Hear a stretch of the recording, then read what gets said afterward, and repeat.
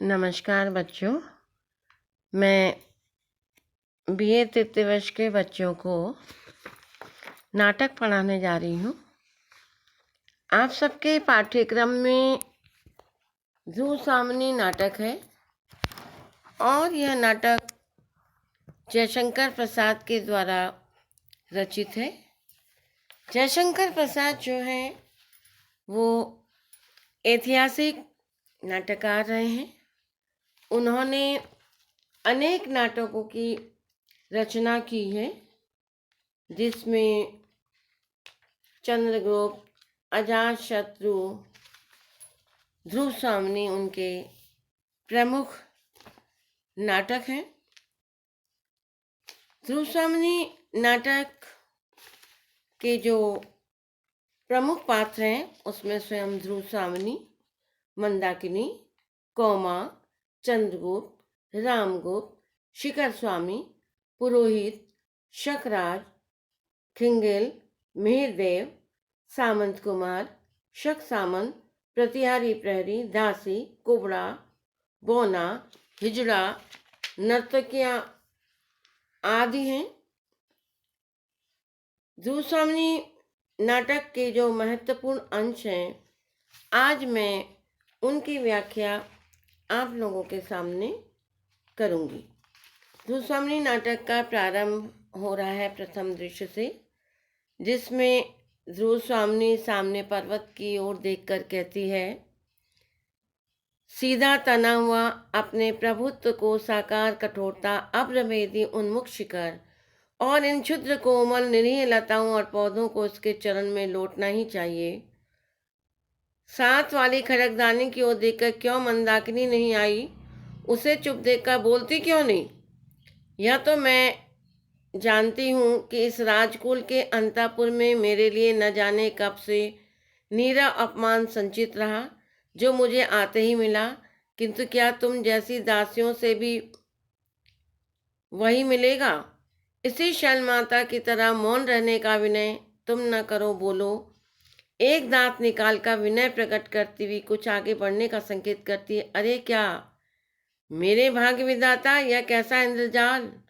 उस दिन राज महापुरोहित ने कुछ आहुतियों के बाद मुझे जो आशीर्वाद दिया था, क्या वो अभिशाप था? इस राजकीय अंतःपुर में सब जैसे एक रहस्य छिपाए हुए चलते हैं, बोलते हैं, मौन हो जाते हैं। खटकधारनी विवशता और भय का अभिनय करती हुई आगे बढ़ने का संकेत करती है। तो क्या तुम मूर्ख हो? तुम कुछ बोल ना सके, मेरी बातों का उत्तर भी ना दो, इसलिए तुम मेरी सेवा में नियुक्त हो गई। यह क्या है? इस राजकुल में संपूर्ण मनुष्यता का एक भी निदर्शन ना मिलेगा क्या? जिधर देखो कुबड़े, बौने, हिजड़े, गूंगे और बहरे हैं। प्रथम अंक के प्रथम दृश्य में ही ध्रुवसामनी अपने मन की बात को स्पष्ट रूप से कह रही है, क्योंकि जिस विवाह के पवित्र बंधन सोचकर जिसमें वो बंधी थी, उसमें एक विशेष प्रकार के का छनावा और इसके अतिरिक्त कुछ नहीं था। इसीलिए अपने चारों ओर कुबड़े, बौने, हिजड़े और गूंगों से अपने को घिरा हुआ पाती है तो बहुत बेचैन होती है। खड़गदानी उसके प्रश्नों का उत्तर नहीं देती। सशंक चारों देखती कहती, देखो, प्रत्येक स्थान और समय बोलने के योग्य नहीं होते। कभी कभी मौन रह जाना बुरी बात नहीं। मुझे अपनी दासी समझिए, अवरोध के भीतर मैं गूंगी हूँ। यहाँ संदिग्ध न रहने के लिए ऐसा ही करना पड़ता है।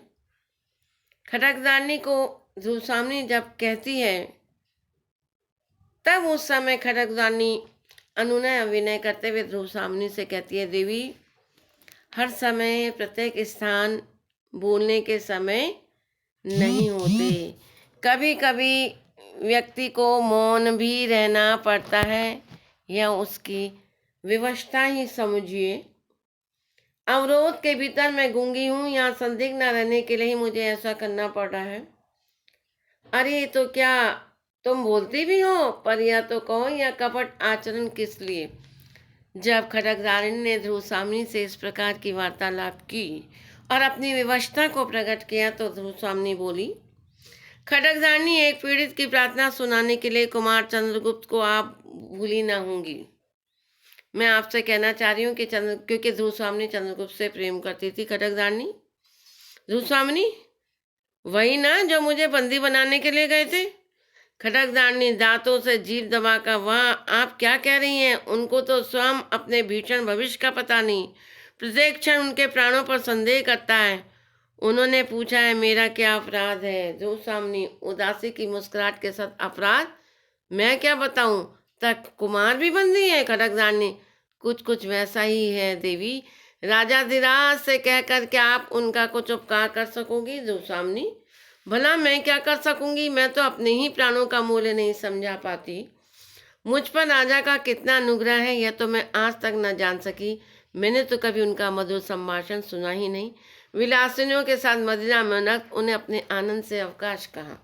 खड्गधारणी जब चंद्रगुप्त के प्राणों की रक्षा का प्रस्ताव ध्रुव स्वामिनी से कहती है तो ध्रुव स्वामिनी स्पष्ट रूप से कह देती है कि मैं क्या कर सकती हूँ, क्योंकि राजा महाराजा रामगुप्त का मेरे पे किसी भी प्रकार का कोई स्नेह नहीं है। उनके द्वारा मैंने कभी भी कोई मीठे वचन नहीं सुने, और वे तो सदैव विलासिनियों और सुरा सुंदरी से घिरे रहते। खड्गधारणी, तब तो अदृश्य कुमार के जीवन का सहायक होगा। उन्होंने पिता का दिया हुआ स्वत्व और राज्य का अधिकार तो छोड़ ही दिया, उसके साथ अपनी एक अमूल्य निधि भी। खड्गधारणी चंद्रगुप्त का पक्ष लेते हुए ध्रुव स्वामिनी के सामने कहती है कि कोई ना कोई भाग्य या नियति ही चंद्रगुप्त की मदद करेगी, क्योंकि पिता के द्वारा दिए गए राज्य पर बलात् अधिकार रामगुप्त ने कर लिया था, उसको भी उन्होंने त्याग दिया, और उनकी अमूल्य निधि जिसके साथ उनकी सगाई हुई थी उसको भी उन्होंने अपनी अमूल्य निधि वह किया। खड्गधारणी, यह अत्यंत गुप्त है देवी, किंतु प्राणों की भीख मांगते हुए कह सकूंगी। ध्रुव स्वामिनी, तो जाने दो, छिपी हुई बातों से मैं घबरा उठती हूँ। हाँ, मैंने उन्हें देखा था, वह निरब्ध प्राची का बाल अरुण राजगृह सबको पीसता है। पीसने दो, हम निस्सहायों को, दुर्बलों को और पीसने दो। खड्गधारणी, देवी, वह वल्लरी जो झरने के समीप पहाड़ी पर आ गई, उसकी नन्ही नन्ही पत्तियों को ध्यान से देखने पर आप समझ जाएंगी वह कोई जाति की है। प्राणों की क्षमता बढ़ा लेने पर वह काई के विचलन बनकर गिरा देती है, तब दूसरों के ऊपर चढ़ने का अवलंब बन गई है। बहुत सुंदर ढंग से, बड़ा महत्वपूर्ण अंश है परीक्षा के लिए। वह वल्लरी जो झरने के समीप पहाड़ी पर गई है, वह उसकी नन्ही नन्ही पत्तियों को ध्यान से देखने पर आप समझ जाएंगे कि कार्य काई जाति की है। प्राणों की क्षमता बढ़ा लेने पर काई जो विचलन बनकर गिरा सकती है, दूसरे के ऊपर चढ़ने का अवलंब बन जा, वो सारा भी बन जाती है, लेकिन दूसरे के जीवन को समाप्त भी कर सकती है। समझी, वह बहुत दूर की बात। कितनी कठोरता है। मनुष्य के हृदय में देवता को हटाकर राक्षस कहाँ से घुस आता है? कुमार के स्निग्ध सरल मूर्ति को देखकर कोई भी प्रेम से पुलकित हो सकता, किंतु उन्हीं का भाई आशय, क्योंकि ध्रुव स्वामिनी का जो स्नेह है वह चंद्रगुप्त के प्रति है, और रामगुप्त जो है वह एक क्लीव है। इसलिए ध्रुव स्वामिनी कहती है कि एक और कठोरता, दूसरी ओर ऐसा लगता है कि मनुष्य के हृदय में जो देवता के गुण वाला व्यक्ति है वो हट करके राक्षस कहाँ से आ गया? क्योंकि कुमार जो है, रामगुप्त कहाँ से मेरे जीवन में आ गया? कुमार का हृदय सरस है, सहज है, सुंदर है। उसको देखकर तो अनायास कोई भी प्रेम करने लगे, किंतु उन्हीं का भाई बड़ी आश्चर्यचकित हो जाती है। कुमार को झरने से ही संतोष होगा कि उन्हें कोई विश्वासपूर्वक स्मरण कर लेगा। रही अभ्युदय की बात, सो तो उन्हें बाहुबल और भाग्य पर विश्वास है। खड्गधारणी कह रही है कुमार को अपने भाग्य पर और अपनी शक्ति पर विश्वास है। ध्रुव स्वामिनी, किंतु उन्होंने साहस का कोई ऐसा काम ना करना चाहिए जिससे उनकी परिस्थिति और भयानक हो जाए। अच्छा, तो अब तू जा और अपने मौन संकेत से किसी दासी को यहाँ भेज दे, मैं अभी यहाँ बैठना चाहती हूँ। तो ध्रुव स्वामिनी साफ स्वरों में कहती है कि इस समय में जब इतनी विपत्ति के बादल मंडरा रहे हैं, कुमार को कोई भी कार्य जीवन में ऐसा नहीं करना चाहिए जिससे संकट उत्पन्न हो जाए। दासी, देवी, सायंकाल हो चुका, वनस्पतियां शिथिल होने लगी हैं। देखिए ना, व्योम बिहारी पक्षियों का झुंड भी अपने नीड़ों में प्रसन्न कोलाहल से लौट रहा है। क्या भीतर चलने की अभी इच्छा नहीं है? चलूंगी क्यों नहीं, किंतु मेरा नीड़ कहाँ? यह तो स्वर्ण पिंजरा है। करुण भाव से उठकर दासी के कंधों पर हाथ रखकर अपने को उद्यत होती है। नेपथ्य में कोलाहल। महादेवी कहाँ है? उन्हें कौन बुलाने गई है यह उतावली कैसी? प्रतिहारी, भट्टारक इधर आए हैं क्या? ध्रुव सामनी, मेरे अंचल में तो छिपे नहीं हैं, देखो किसी कुंज में ढूंढो। प्रतिहारी, अरे महादेवी क्षमा कीजिए, युद्ध संबंधी एक आवश्यक संवाद देने के लिए महाराज को खोजती हुई मैं इधर आ गई। ध्रुव सामनी, होंगे कहीं, यहाँ तो नहीं है।